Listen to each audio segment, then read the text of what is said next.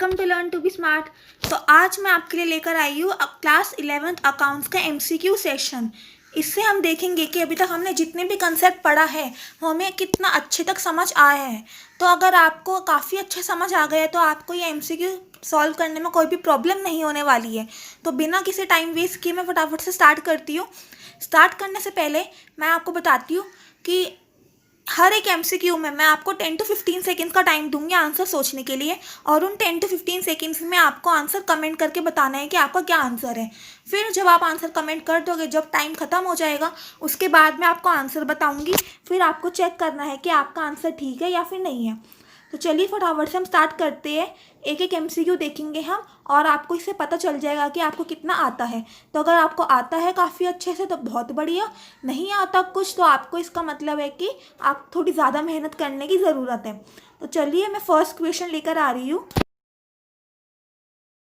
तो ये देखो फर्स्ट क्वेश्चन है, amount withdrawn by the proprietor for personal purpose is known as capital, liability, drawings, expenses.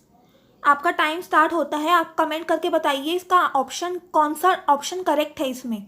Amount withdrawn by the proprietor for personal purpose is known as a capital, B liability, C drawings, D expenses.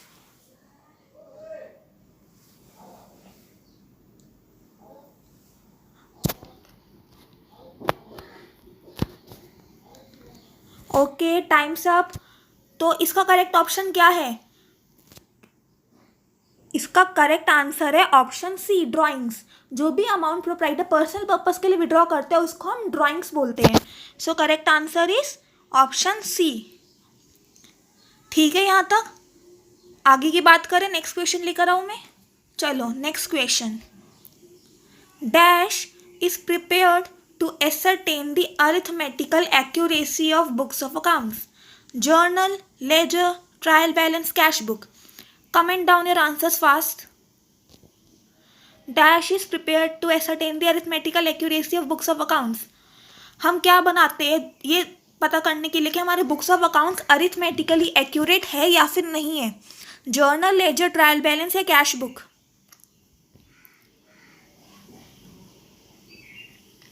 चलो जल्दी जल्दी comment करो, इसका answer बहुत आसान है। तो हम बनाते हैं ट्रायल बैलेंस। इसका करेक्ट ऑप्शन है option C, trial balance is prepared to ascertain the arithmetical accuracy of books of accounts. ये हमने ट्रायल बैलेंस के चैप्टर में पढ़ा हुआ है। चलो अब नेक्स्ट क्वेश्चन को देखते हैं। ये रहा आपके पास next question, if the assets are ₹1 lakh and capital is ₹70,000, what is the amount of liabilities? A 1,70,000, B 30,000 and C none of the above। ये भी बहुत आसान क्वेश्चन है, जल्दी जल्दी कमेंट करके बताओ क्या इसका आंसर है ए, बी या सी।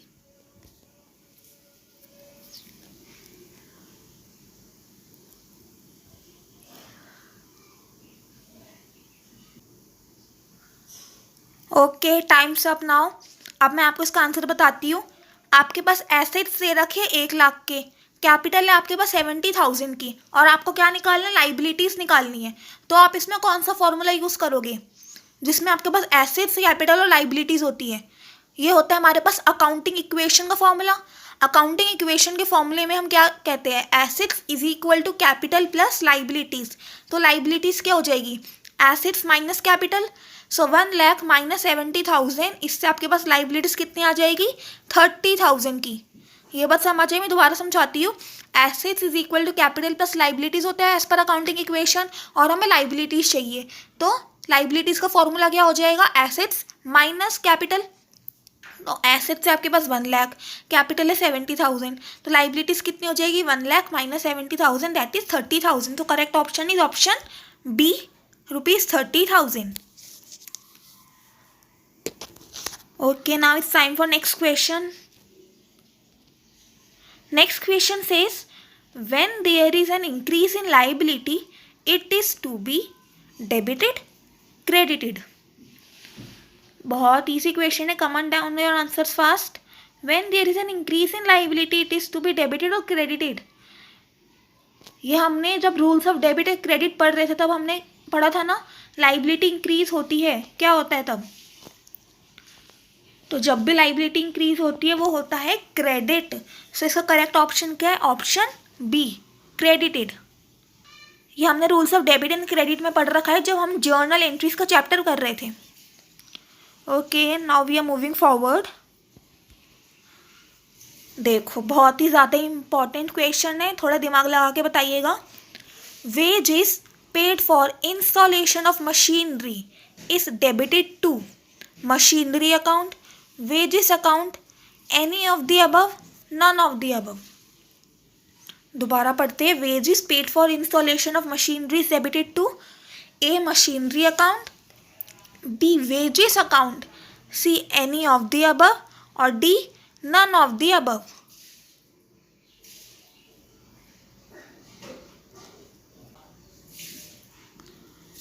तो इसका करेक्ट ऑप्शन क्या है, हमने जर्नल एंट्रीज में की एंट्री कवर करी है ना, आप इसकी जर्नल एंट्री बनाओगे तो क्या बनेगी, wages paid for installation of machinery. इसकी जर्नल एंट्री क्या बनती है, machinery account debit to cash account.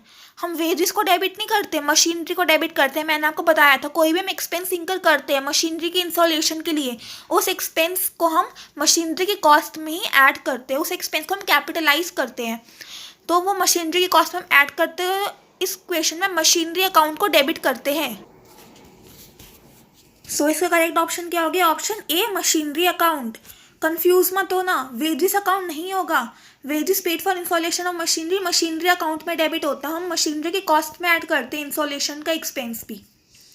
तो ये हो गया correct option, option A machinery account. Now next question. Next question says salary due but not paid is credited to salary account, cash account, outstanding salary account, none of the above। salary due but not paid is credited to salary account, cash account, outstanding salary account, none of the above। comment down your answers। अगर आपसे कोई भी ऐसा question आता है कि debited to ये credited to, किस अकाउंट में हमें डेबिट करना है किस अकाउंट में क्रेडिट करना है, तो आपको इसकी अप्रोच कैसे रखनी है, आपको सिंपल उस ट्रांजैक्शन की जर्नल एंट्री बनानी है। उस जर्नल एंट्री में आपको पता चल जाएगा कि आप क्या डेबिट करते हो क्या क्रेडिट करते हो।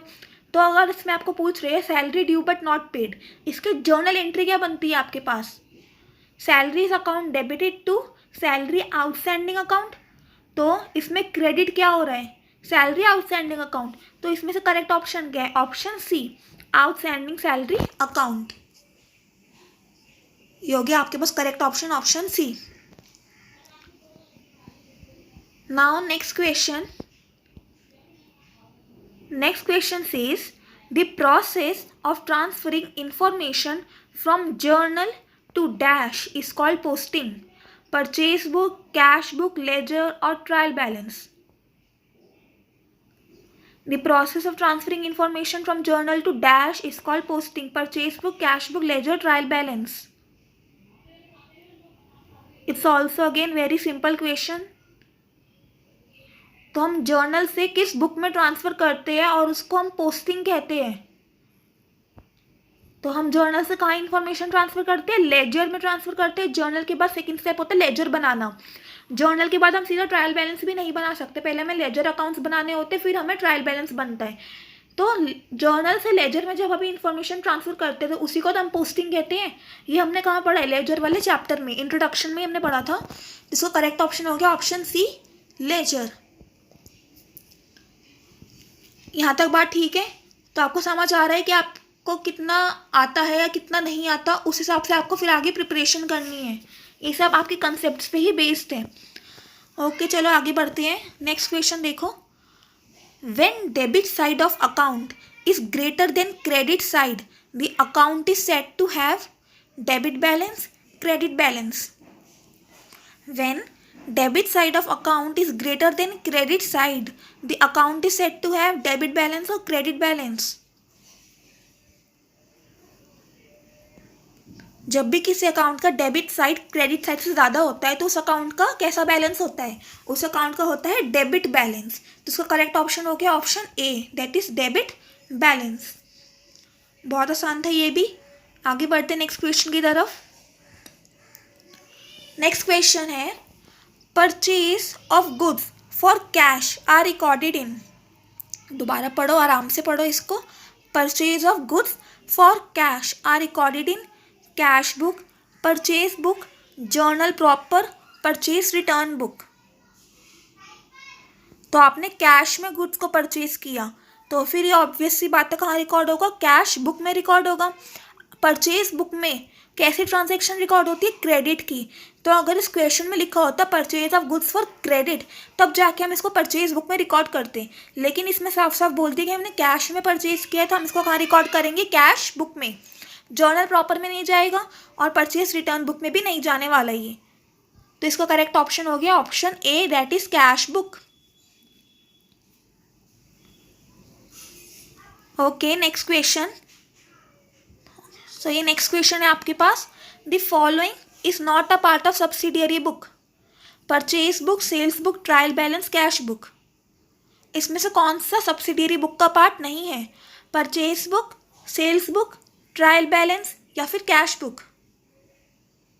सब्सिडियरी बुक्स में कौन कौन सी बुक्स आती है हमारे पास, कैश बुक आती है एक, देन परचेज बुक आती है, सेल्स बुक आती है, परचेज रिटर्न बुक आती है, सेल्स रिटर्न बुक आती है और जर्नल प्रॉपर आता है।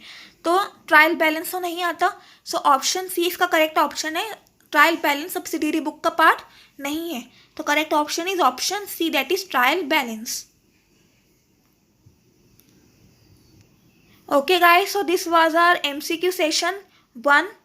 आपको इससे समझ आया होगा कि आपको कितना आता है अकाउंट से, कितना नहीं आता। मतलब कि अभी तक हमने जितने चैप्टर्स पढ़े सारे MCQs उतने चैप्टर्स के ऊपर ही बेस्ड थे। मैंने आगे के चैप्टर से रिलेटेड MCQ नहीं डाले। जब हम आगे के चैप्टर्स पढ़ेंगे तो उनसे रिलेटेड MCQ की वीडियो भी मैं आपके लिए लेकर आऊँगी। तो इस वीडियो को देख कर तो आपको इतना पता चल गया होगा ना कि अभी तक हमने जितना पढ़ा है उसमें से आपको कितना समझ आ रहा है, नहीं आ रहा। अगर आपके पास सारे MCQ सही थे तो फिर इसका मतलब कि आपको काफ़ी अच्छे से समझ आ रहा है। अगर कुछ गलतियाँ थी इसका मतलब कि आपको थोड़ी मेहनत करने की ज़रूरत है। तो आप कमेंट सेक्शन में ज़रूर बताइएगा कि आपके कितने MCQ ठीक थे और कितने गलत थे। चलिए गाइस, इस वीडियो में मैं इतना ही रखती हूँ। आगे मैं ऐसे और वीडियोस लाती रहूँगी आपके लिए MCQ सेशन। तो चलिए मिलेंगे अगली वीडियोस में, तब तक के लिए stay happy, keep learning, bye bye guys.